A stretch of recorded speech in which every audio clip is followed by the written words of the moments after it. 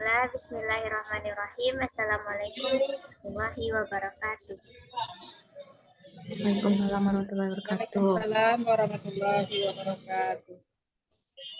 Baiklah, pertama-tama marilah kita panjatkan puji serta syukur atas kehadirat Allah Subhanahu wa taala yang telah melimpahkan rahmat dan karunia-Nya sehingga kita dapat mempresentasikan hasil dari presentasi kami. Presentasi kami yang berjudul komponen pengembangan kapasitas yang beranggotakan Nurul Latifah, Risa Putri Sahara, dan Bu Rina Mulyani. Topik pembahasan dari materi kami yaitu konsep pengembangan kapasitas, proses pengembangan kapasitas, dan yang terakhir komponen-komponen pengembangan kapasitas. Materi pertama akan dibacakan oleh Bu Rina. Baiklah, terima kasih Nurul. Saya akan coba mempresentasikan hasil yang ingin kami sampaikan kepada kesempatan pada kali ini.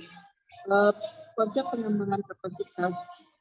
Menurut Nasution, kapasitas serta kemampuan individu adalah kesanggupan atau kecakapan yang berarti bahwa seseorang yang memiliki kecakapan atau kesanggupan untuk mengerjakan sesuatu yang diwujudkan melalui tindakannya untuk meningkatkan produktivitas kerja.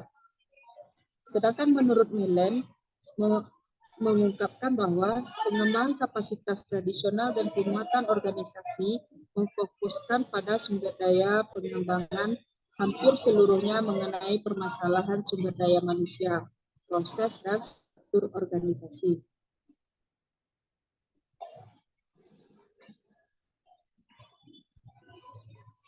Banyak menjelaskan bahwa peningkatan kapasitas adalah sekumpulan kegiatan di mana pihak pribadi atau individu, organisasi, masyarakat atau negara bangsa mengembangkan kemampuan untuk secara efektif mengambil bagian dalam pemerintahan. Sedangkan tujuan mendasar dari pengembangan organisasi adalah untuk memperbaiki kemampuan organisasi itu.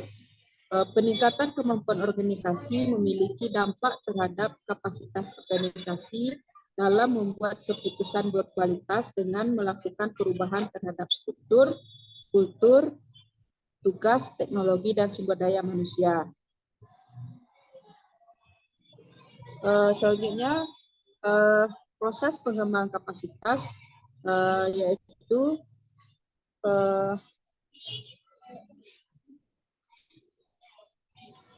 yang pertama, engage stakeholder on capacity development, yaitu proses pertama dalam pengembangan kapasitas dimulai dengan orang-orang berbicara dan mendengarkan satu sama lain.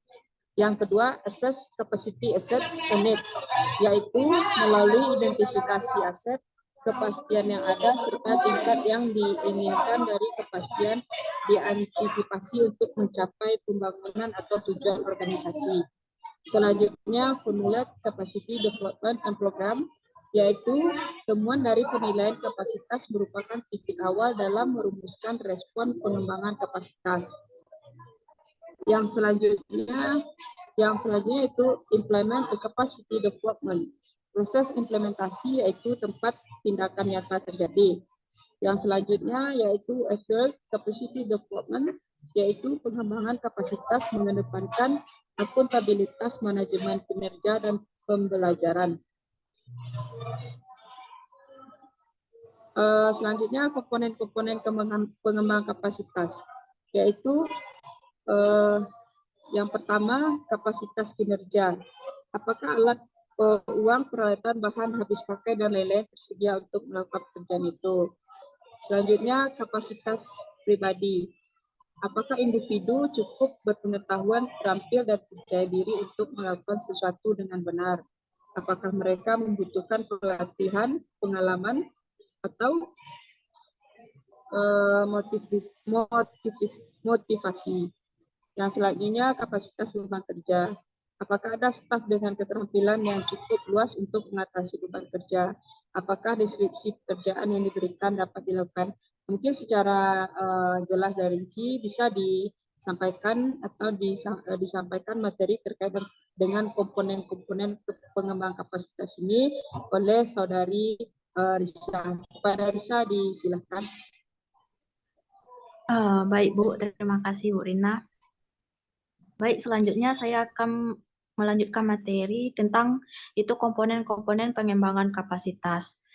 Di sini ada kapasitas pengawas, yaitu dilihat apakah ada pelaporan dan pemantauan sistem di tempat, apakah ada akuntabilitas yang jelas, dapat pengawasan fisik, memantau staf di bawahan mereka. Selanjutnya ada kapasitas fasilitas. Apakah tempat pusat pelatihan cukup besar dengan staf yang tepat dalam jumlah yang cukup. Lanjut, kapasitas layanan pendukung. Di sini dilihat apakah ada laboratorium, lembaga pelatihan, staf administrasi, fasilitas penelitian, layanan kontrol, dan kualitasnya. Lanjut, adanya kapasitas sistem. Di sini dilihat apakah harus informasi uang, manajemen, pengambilan keputusan, berfungsi secara tepat dan efektif. Apakah staf ditransfer tanpa mengacu pada keinginan manajer lokal. Lanjut, adanya kapasitas struktural. Apakah ada forum di mana diskusi lintas sektor dapat terjadi dan keputusan perusahaan dibuat. Terakhir, kapasitas peran, yang di mana di sini ini berlaku untuk individu, untuk tim, dan untuk struktur seperti komite. Apakah mereka telah diberi wewenang dan bertanggung jawab untuk membuat keputusan penting untuk kinerja yang efektif, seperti mengenai jadwal, uang, staf, dan lain-lain. Lanjut, ada 5 elemen utama dalam pengembangan kapasitas sebagai berikut. Pertama, membangun pengetahuan meliputi peningkatan keterampilan, mewadahi penelitian dan mengembangkan dan bantu belajar. 2, adanya kepemimpinan. 3, membangun jaringan meliputi usaha untuk membentuk kerjasama dan aliansi. 4, menghargai komunitas dan mengajak komunitas untuk bersama mencapai tujuan.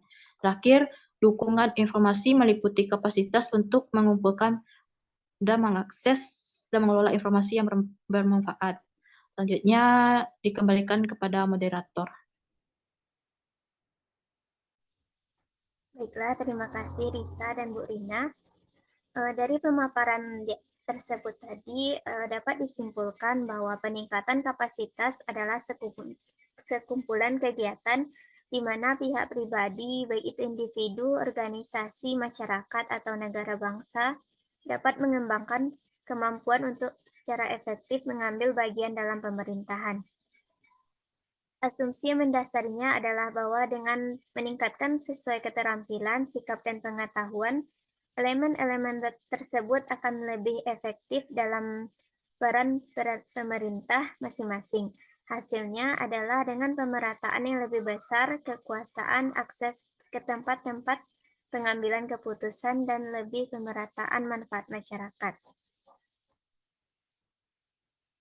Baiklah, demikian presentasi dari kelompok 3 dengan materi yang kelima. Terlebih dan terkurang kami mohon maaf. Assalamualaikum warahmatullahi wabarakatuh. Waalaikumsalam warahmatullahi wabarakatuh.